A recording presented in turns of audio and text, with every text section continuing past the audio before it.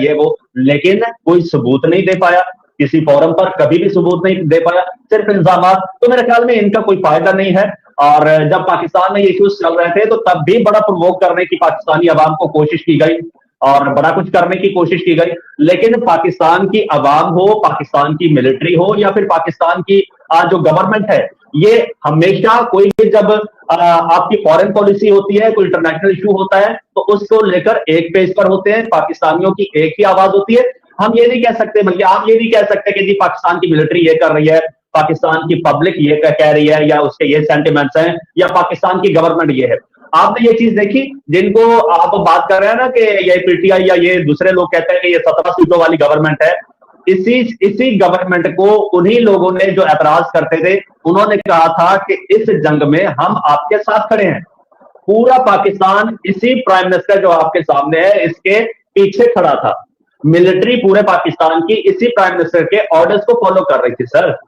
तो मेरे ख्याल में ये पाकिस्तान के इंटरनल इश्यूज हैं, इनको डिस्कस करने का यहाँ फायदा नहीं है। हम यहाँ पर फायदा हम डिस्कस करें कि भाई पाकिस्तान और इंडिया का एक कॉन्फ्लिक्ट चल रहा है, एक इशू चल रहा है शुरू से, और असल में हम दोनों एक दूसरे के दुश्मन नहीं है। हमारा दुश्मन वो था जो हमें अलग करके गया, जो हमारा ये तनाजा डाल के गया है। तो हमें तो हल की तरफ आना चाहिए, ना कि हमें उन्हीं चीजों को उछालते रहना चाहिए और इशू को बस ऐसे भड़काते रहना चाहिए जिससे इनस्टेबिलिटी रहे। आप भी जानते हैं, मैं भी जानता हूं, मिस्र बाहा भी जानती है, जब तक हम मुज़ाकरात नहीं करेंगे, हम बैठ के बात नहीं करेंगे, तो मसला हल नहीं होगा। बाकी ब्लेम गेम खेलनी है तो खेलता रहे, आप मुझ पर इल्जाम लगाते रहे, मैं आप पर लगाता रहूं, और मिस्र बाहा का प्रोग्राम चलता रहेगा।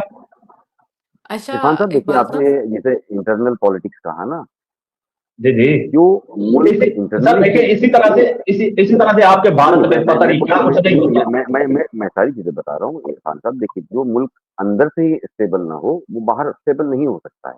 नहीं नहीं सर, ये कई बार आपने अल्हम्दुलिल्लाह अंदर कहा, से स्टेबल, अंदर से आप सर हमारा सुनिए मुल्क ना, स्टेबल है, और आपको अभी अभी बता भी दिया।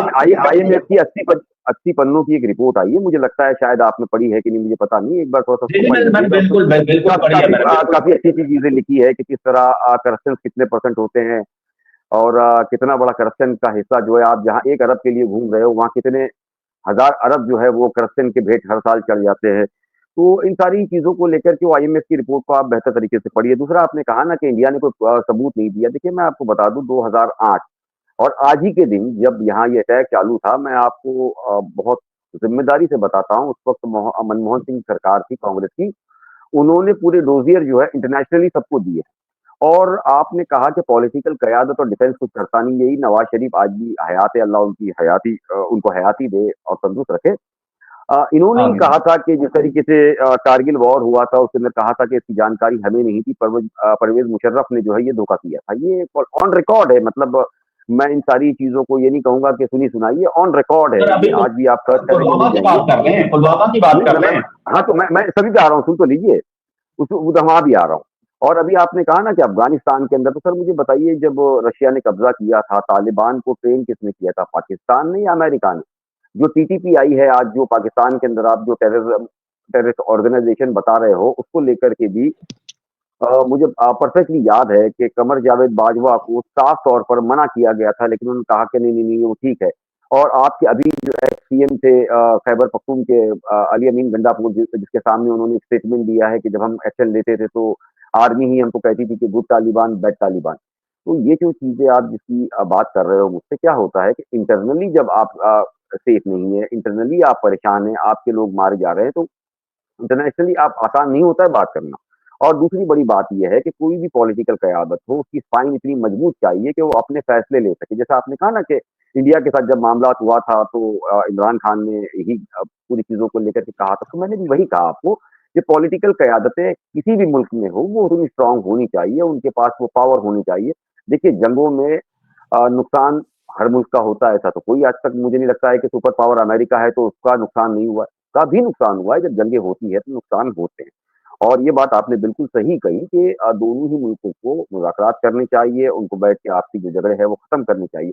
बिल्कुल उसको लेकर के कई बार कोशिशें भी की गई, लेकिन बाद में जब कोई अटैक होता है, उसके पीछे जो लोग पकड़े जाते हैं और उसके जो लिंक जोड़े जाते हैं, वो या तो TTP से निकलते हैं, और TTP के पीछे कौन मास्टरमाइंड होता है, वो ये सभी को मालूम है। ऐसा नहीं है कि हमको ही पता है, आप जो पाकिस्तान में बैठे हैं, आपको भी इन सारी चीज़ों का पता है कि मादनियात आसानी से निकल जाती है, लेकिन आदमी नहीं निकल सकता है। तब वहाँ उस पे फायरिंग हो जाती है, लेकिन आज तक आपने कभी नहीं देखा होगा कि मादनियात लेके जा रहे हैं, उसको मार दिया गया। तो ये जो पावर है ना, जो चला रहे हैं ये कार्टेल्स जो होते हैं, वो मुल्कों के लिए खराब होते हैं, चाहे वो किसी भी जगह बैठे हो। ऐसा नहीं है कि वो हमेशा ऊँचाई पे बैठे हैं, तो हमेशा अच्छे लोग होते हैं, ऐसी बात नहीं है। देखिए, सबसे बड़ा मामला जो है इरफान साहब कि इंडिया के अंदर एक डिफेंस मिनिस्ट्री है और उसके अंडर में सारी आर्म फोर्सेस आती है, उसके सीडीएस आते हैं। वो उनकी ये हिम्मत नहीं है कि वो ये आकर के हमें डिक्टेट करे कि आपने क्या करना है, क्या नहीं। और वहाँ पर जो है ना, ये चीज़ें जब तक स्ट्रॉन्ग क़यादत नहीं आएगी, आप ये भूल जाइए इरफान साहब, मैं वाक़ई में बहुत ईमानदारी से चीज़ें बता रहा हूँ कि मुल्कों के अंदर जो डिप्लोमेसी होती है, जो बातचीत होती है, जो फैसले लेने की ताकत होती है, वो आर्म फोर्सेस में नहीं होती। आर्म फोर्सेस बेहतरीन जिससे लड़ना जानती है। वो मसलों का हल नहीं जानती। मसलों के हल के लिए दोनों ही मुल्कों की क़यादत को बैठना पड़ेगा और बहुत स्ट्रॉन्ग क़यादत को बैठना पड़ेगा और उनको ये डिसाइड करना पड़ेगा कि हमको कौन लड़ा रहा है, किसकी ताकत पे काम हो रहा है। देखिए, हमने अमेरिका की अब जब बात आई, तो अमेरिका के खिलाफ भी जाकर के हमने फैसला लिया ना, आज तक डोनाल्ड ट्रंप के सामने हम स्ट्रांगली खड़े हुए।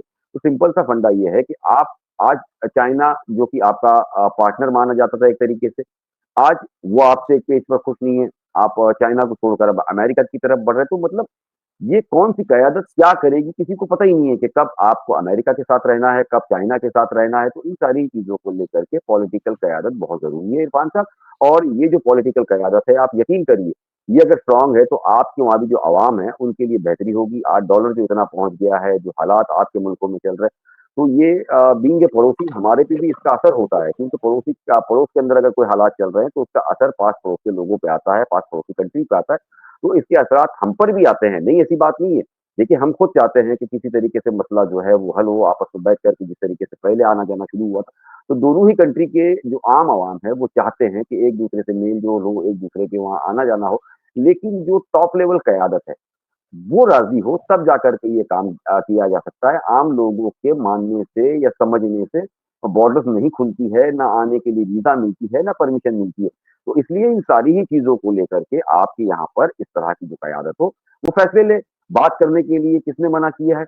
और कोई भी मसलों का हल जो है ना, वो बातचीत से ही निकलना है, जंगों से कोई हल निकलना नहीं है। जंगें सिर्फ़ कुछ दिनों के लिए या कुछ महीनों तक के लिए अच्छी लगती है, लेकिन एंड ऑफ द डे वो बातचीत से ही मसले हल किए जाते हैं। एक पड़ोसी होने के नाते हमने भी हमेशा ये कोशिश की है पूरी तरीके से। इससे पहले जो हमला हुआ था, उसके अंदर आपको पता होगा कि आईएसआई की टीम को भारत बुला करके हमने बाकायदा सारे सबूत दिए थे, सारी चीज़ें दी थी। तो आप ये मत कहिए कि हमने एविडेंसेस नहीं दिए, हमने इतने एविडेंसेस दिए हैं जिसको दुनिया ने माना भी है। और जो मसला आपने दुनिया के लिए क्रिएट किया था, आज वो मसला आपके अपने मुल्क के अंदर सबसे बड़ी मुसीबत बन गई अच्छा है, वो सीपीपी की शक्ल में हो या किसी भी शक्ल में हो। अच्छा इरफान साहब मेरा अच्छा आपसे इकबाल साहब, इरफान साहब आपका जब मतलब आप काउंटर कर सकते हैं लेकिन मेरा भी आपसे एक सवाल है। जैसे कि मैंने स्टार्टिंग में बताया कि मेरे 2 टॉपिक है। दूसरा टॉपिक का जो मेरा था मतलब एक इंडिया से एक और खबर आती है कि इंडिया ने अभी एक नोटिफ़िकेशन जारी किया है जिसमें वो मिसाइल टेस्ट करेंगे बे ऑफ बंगाल में। और ये हुआ जब पाकिस्तान नेवी ने टेस्ट की मिसाइल, ठीक है? तो सर इरफान साहब आप इस पर क्या अपनी राय रखते हैं? देखिए पहले तो इकबाल साहब ने बड़ी काफ़ी सारी बातें कर दी और काफ़ी सारे सवालात भी रख दिए। अब काफ़ी सारे तो मुझे उनमें से याद भी नहीं है, स्किप हो गए और कुछ उनकी आवाज़ भी ब्रेक हो रही थी। अब इसके पास कोई जवाब नहीं, इसलिए बात को काट रहा है, बहाने बना रहा है। इन्हें सब पता होता है कि सरकार और आर्मी क्या क्या कर रही है। ये लोग कितने गलत है, इनकी सोच कितनी गलत है, फिर भी खुद को नहीं सुधारते, भारत को ही गलत कहते हैं। दोस्तों, पाकिस्तान की समस्या यह नहीं है कि उनके पास साधन नहीं है। समस्या यह है कि वहाँ की सरकार इतनी मजबूत नहीं है कि अपने फैसले खुद ले सके। एक तरफ सेना अपना राग अलापता है, दूसरी तरफ नेता अपनी कुर्सी बचाने में लगी रहती है, और तीसरी तरफ जनता महंगाई, बेरोजगारी और अस्थिरता से पीस रही है। दोस्तों, भारत आज जिस मजबूती से खड़ा है वो ऐसे ही नहीं खड़ा है। भारत की नीतियाँ साफ है और सबसे ज़रूरी बात यह है कि भारत अपने दम पर फैसले लेता है, किसी और देश की कठपुतली नहीं बनता, बल्कि अपने देश के हित में काम करता है। लेकिन पाकिस्तान में आज भी हालत यह है कि आज देश कोई चला रहा है तो दूसरे दिन कोई और, वहाँ सरकारें टिकती ही नहीं। और अगर भारत से बातचीत करना है तो पहले एक स्थिर सरकार लाएं और अपने नीयत को साफ करें। दोस्तों, भारत हमेशा शांति चाहता है, भारत की सेनाएं जाग रही है, भारत की सीमाएं सुरक्षित है और भारत किसी भी स्थिति का सामना करने के लिए पूरी तरह तैयार है। दोस्तों, भारत में जनता को भी बोलने का हक मिलता है।